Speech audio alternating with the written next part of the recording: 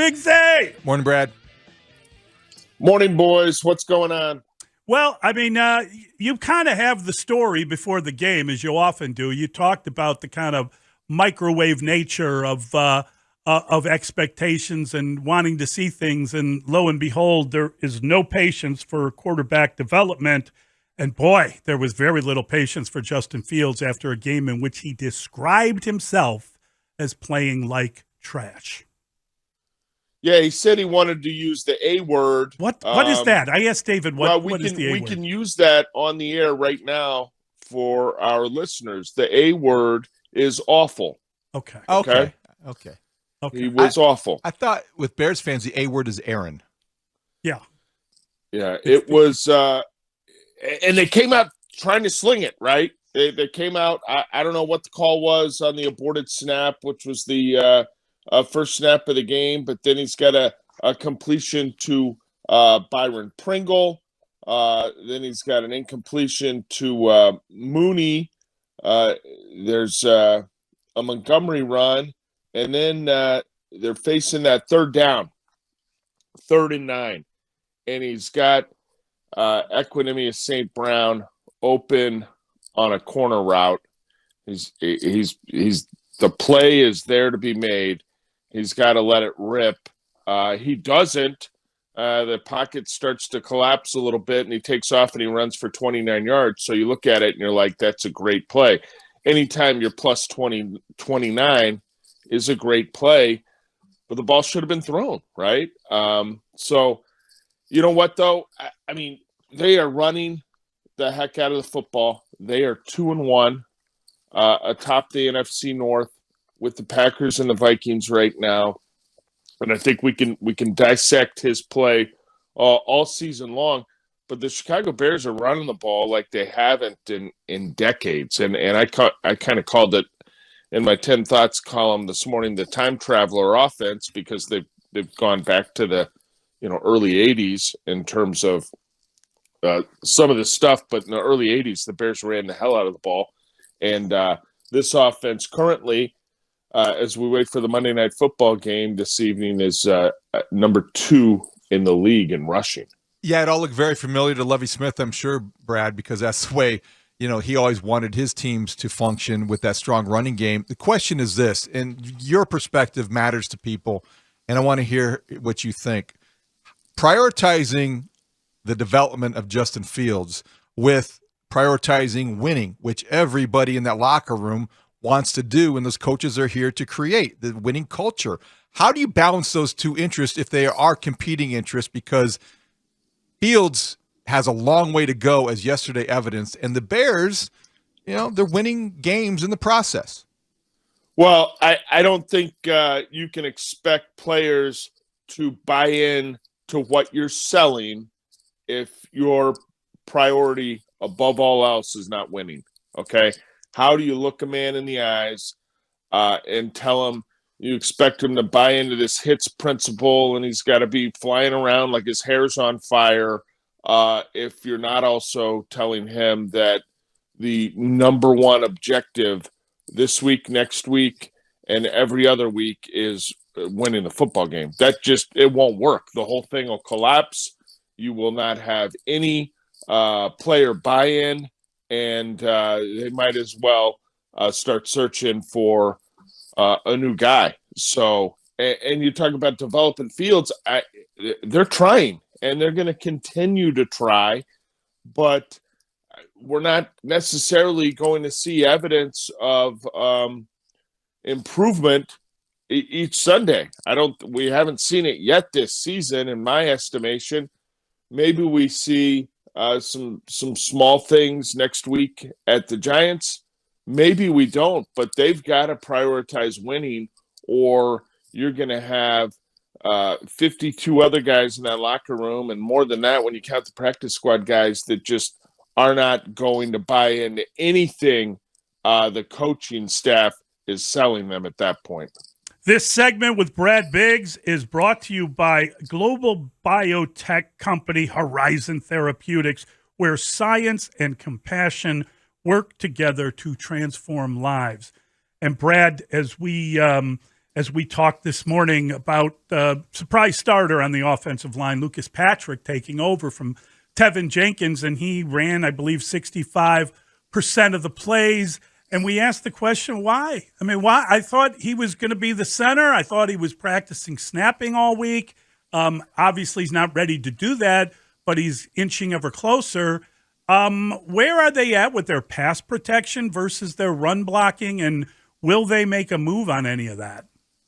Yeah, well, when they're running the ball like they are right now, I don't know that you're going to see a move in the offensive line and kind of what they're doing. Like if they switched it up right now and went to New York and ran 33 times for 70 yards, you'd say, well, you big dummies, the group you had out there was working pretty well. They're having so much success running the football that I would imagine they don't change things right now. But the pass, you're right, the pass protection needs to get better. They are struggling on the edges, protecting the quarterback, in my opinion. You look at some of these teams that are having sack issues right now, and you talk about the Cincinnati Bengals and Joe Burrow.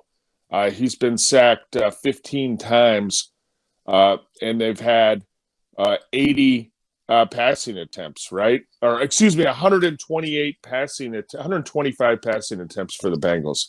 He's been sacked 15 times. Justin Fields has been sacked 10 times, and they've had 45 pass attempts. So they're a little more than 1/3 the number of pass attempts as the Bengals, but they're within 5 sacks of them. So it's clear the Bears have an issue. Not all 10 of those are on the quarterback, or excuse me, on the offensive line and the tackles. Fields has got to wear some of those, and I'm sure the coaches point those out to him. But Braxton Jones, guys, the rookie left tackle, it looks to me like he is getting help on many, many of the pass plays, a high percentage. Obviously not the screens and the quick swing passes and things of that nature. But if the quarterback's going to drop back or hold the ball a little bit, they've got to chip. They've got to send a guy to help him out. They've got to slide. They've got to do a lot of different things. And it seems to me like he's having a rough go of it over there. What's the solution? I don't know. In the meantime, I think it would be hope that he can show improvement week to week. Brad, the Roquan Smith crowd was waiting for a moment like Sunday to have something where he creates a takeaway that leads to a victory. That was the only thing lacking in his game, on his resume, really. He doesn't really have a lot of those moments, and we know he can make tackles. We've seen him do that. He had 16 again yesterday. How does that affect, not only, we know what it did in the small, in the when you zoom in, they won the game because of that play. Big picture, does it change anything? No, we're week 3. And general manager Ryan Poles and really Roquan himself will want to go to the table armed with a proposal and a belief and a conviction in their number based on the entire season, right? So Roquan didn't play well the week before at Green Bay. He'd acknowledge that he left plays on the field in that game as well. Was a whole lot better against the Texans. The interception was a huge pick, or a huge play. A play that cannot be overlooked. Houston has got 3rd and 1 at the Bears' 2-yard line. Okay, going in. I believe that was in the 3rd quarter, and Roquan's able to kind of go through the back door to stuff Pierce, the running back, for a 3-yard loss.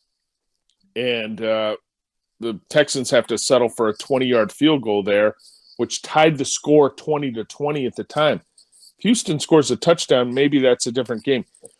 Huge play by Roquan on 3rd down there. One of 2 tackles for loss, like you said, 16 total tackles. But I think you've got to evaluate the entirety of a season, and you can't sit there in 1 week and say, oh, well, I've seen it now. This completely shifts where I'm at on this player. I don't think it works that way. I just want to get back to the offensive line. You said that you doubted they would make any changes because they're running the ball as well as they did. Well, Lucas Patrick started and took 41 snaps, 22 for Tevin Jenkins. Yeah. Isn't that a change?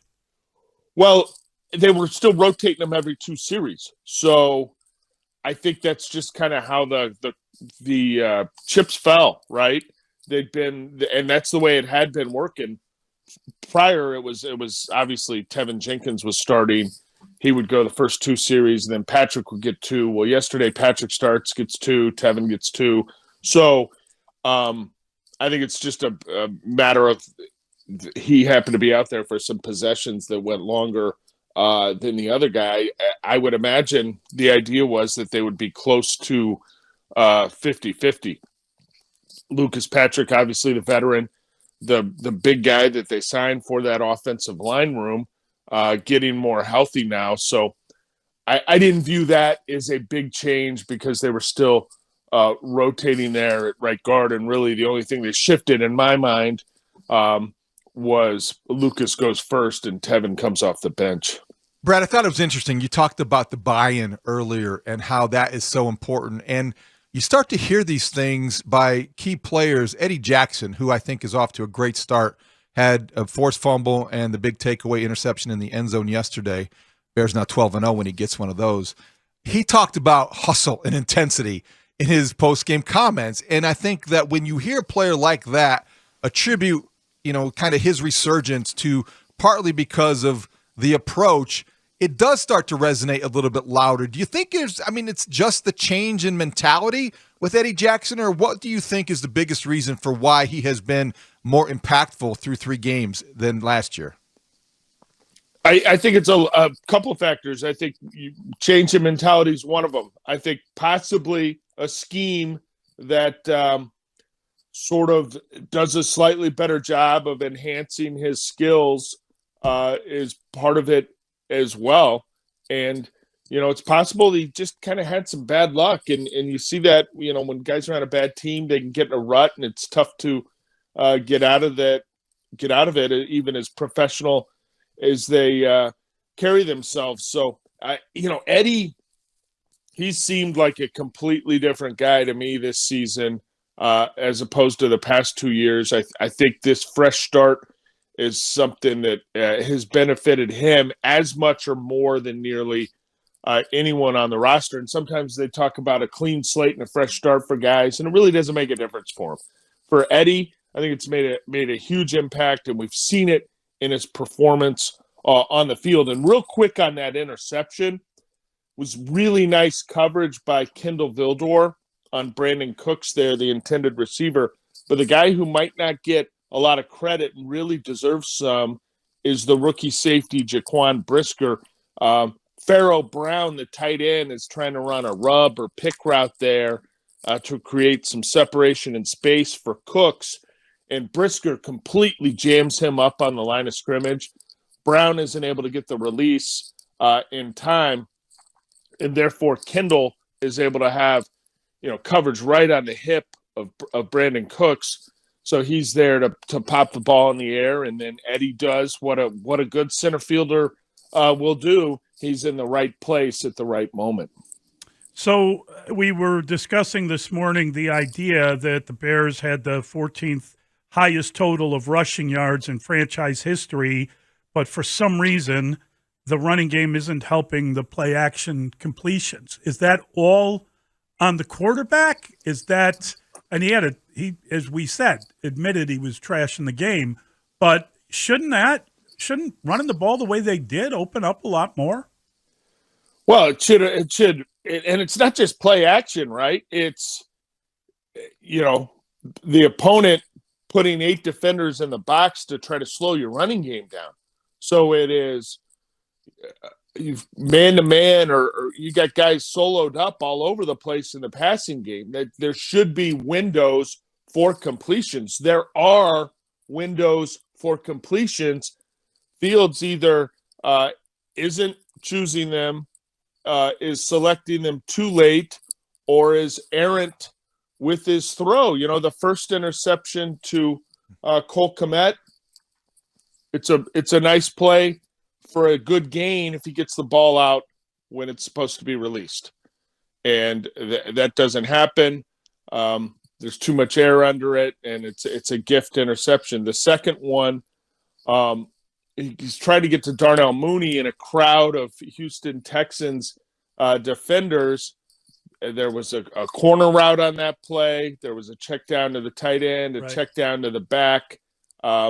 He chose the wrong spot there. There were completions to be made. I don't know if he gets the first down, if he goes to the check downs, but you get the ball to your skill position player in space. You hope he can break one tackle and move the chains on a 3rd and 6 there. So, yes, this rugged running game should help the passing game, but to this point, they're not going to be able to point to any evidence that says, yeah, we're controlling the game on the ground so much that it's helping our quarterback out. It hasn't yet. Brad, your 10th thought on 10 Thoughts, which is a must-read for Bears fans every Monday morning on ChicagoTribune.com, is a 2-1 record is something for Matt Eberflus to be proud of. And while I agree, I'm curious, why do you think that's important to point out? Well, I think because it's hard to win in the NFL. It is really hard to win in the National Football League. And take a look around the league right now. The defending AFC champion Bengals are 1-2. You take a look at the Chargers. They spent lavishly this offseason. They're 1-2 right now. The Raiders spent a lot of money, made some huge splash moves. They trade for Devontae Adams. They're 0-3. You know, and they're in the same boat as the Bears when you talk about getting new people in the front office, new coaching staff, all that. So the margin for error in the NFL is real slim, and it's real easy for us to talk about what's wrong with this offense and what needs to get better. And those are important conversations to have, and I think stuff that the fans are passionate about, and they should be. But at the same time, hey, they are 2-1. Like we said earlier, tied with the Vikings and Packers right now. It's way premature to look who's where in the standings. But I think you can point out to, some other teams that are having a go of it. The Titans were the number 1 seed in the AFC last year. They got their first victory yesterday. They're 1-2. So to be 2-1 right now, the Bears should be happy with where they're at, but eager to it's almost 7:30. They should already be putting in work to get ready for the Giants this week. Justin Fields got up a couple hours ago. I think he saved another. But if he plays like that again, guys, he's going to need to start sleeping at the facility instead of getting up at 5:30. Right. Sleep in a little bit. Get your rest. All right, Bigsy. Thank you, buddy. We appreciate it. Thanks, Brad. Have a great day, guys.